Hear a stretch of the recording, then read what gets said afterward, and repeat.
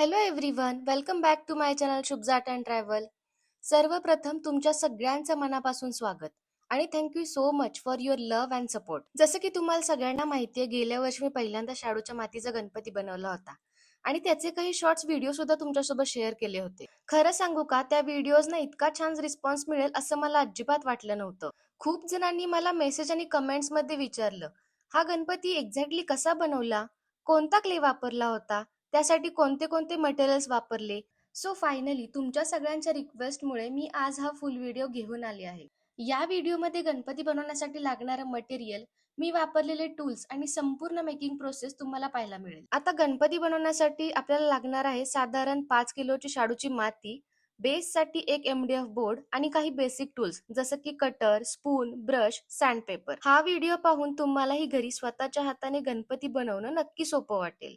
तर चला मग विदाउट वेस्टिंग एनी टाइम आपण गणपती बनवायला सुरुवात करूया.